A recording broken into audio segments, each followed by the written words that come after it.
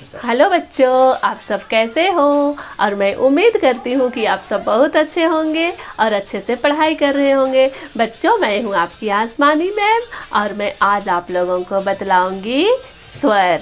स्वर क्या है। तो बच्चों आइए हम लोग जानते हैं स्वर क्या है। तो सबसे पहले मैं स्वर की परिभाषा लिखती हूँ। ठीक है बच्चों, आइए हम जानते हैं स्वर क्या है।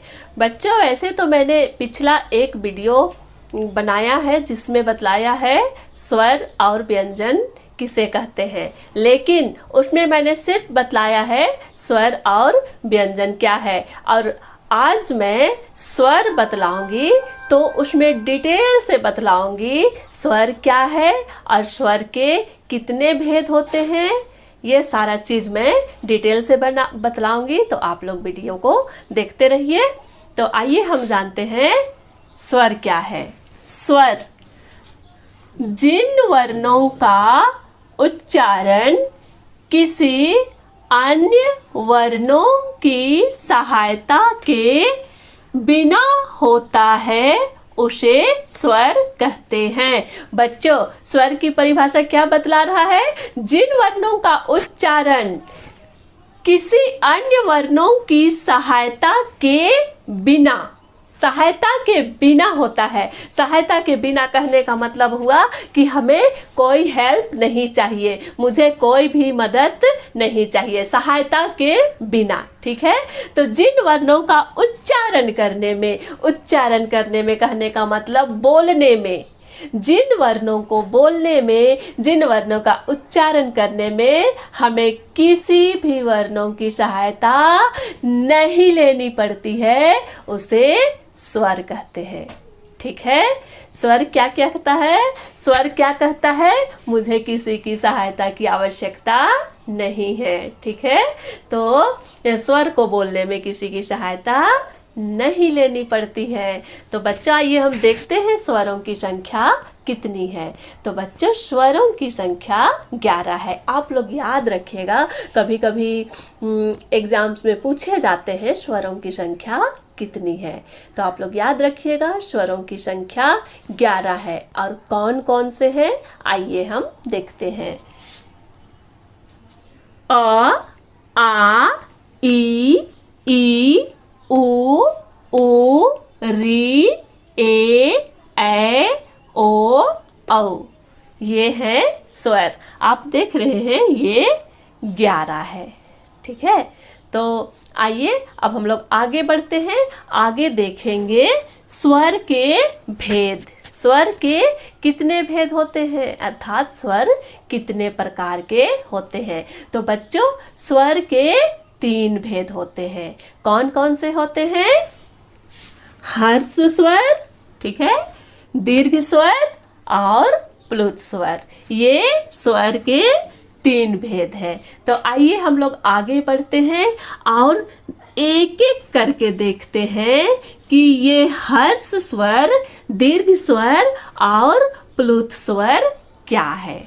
हर्ष स्वर जिन स्वरों के उच्चारण में कम से कम समय लगता है उन्हें हर्ष स्वर कहते हैं। बच्चों हर्ष स्वर क्या है, जिनके उच्चारण करने में, जिनको बोलने में कम से कम समय लगता है, ठीक है, उन्हें हर्ष स्वर कहते हैं। और ये 4 हैं। कौन कौन। आ, ई, उ, ये चारों हर्ष स्वर है। बच्चों यदि हम इनका उच्चारण करें तो हमें बहुत कम समय लगता है। ठीक है, आइए हम उच्चारण करके देखते हैं। अ, ई, उ, री। देखें कितना कम समय लगता है। इसे बोलने में हमें अधिक समय की आवश्यकता नहीं होती है, इसे हमें लंबा नहीं खींचना पड़ता है, जितना हम इसको आसानी से बोल सकते हैं इसे बोलने में हमें कम से कम समय लगता है। ठीक है, तो ये है हर्ष स्वर। हर्ष स्वर क्या है, जिन स्वरों के उच्चारण में कम से कम समय लगता है उन्हें हर्ष स्वर कहते हैं। ये 4 हैं। अ, ई, उ, री। ठीक है, तो आप लोग समझ गए हर्ष स्वर क्या है। तो आइए हम आगे बढ़ते हैं। दीर्घ स्वर। दीर्घ स्वर जिन स्वरों के उच्चारण में हर्ष स्वर से अधिक समय लगता है उन्हें दीर्घ स्वर कहते हैं। ये 7 हैं। दीर्घ स्वर कितने हैं? 7 हैं। आ, ई, उ, ए, ओ, औ।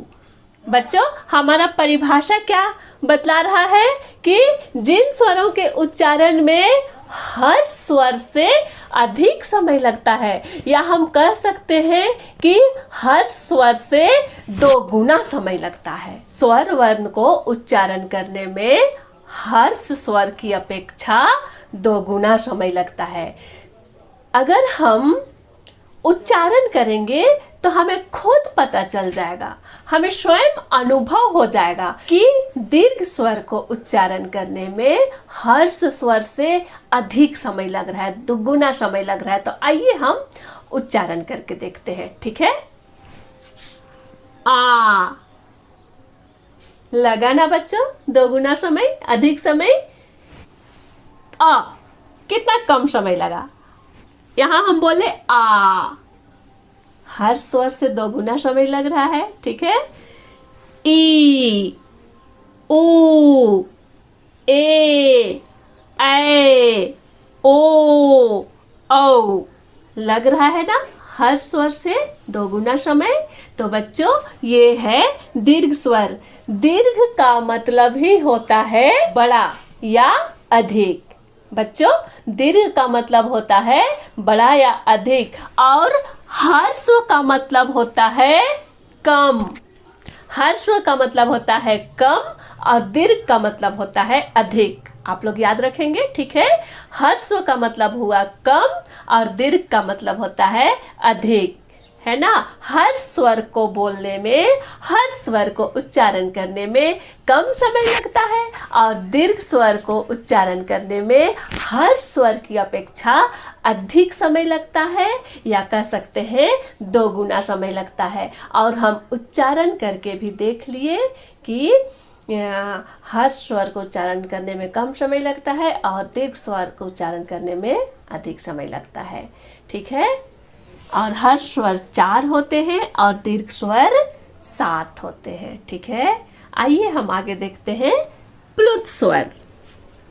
जिन स्वरों के उच्चारण में हर्ष स्वर की अपेक्षा 3 गुना समय लगता है। अब प्लुत स्वर क्या कह रहा है? 3 गुना, ठीक है। प्लुत स्वर को उच्चारण करने में हमें हर स्वर की अपेक्षा 3 गुना समय लगता है, यानी इससे हमें लंबा बोलना पड़ता है, ठीक है ना। 3 गुना मतलब लंबा बोलना पड़ता है। जैसे हम एक बोलते हैं ओम,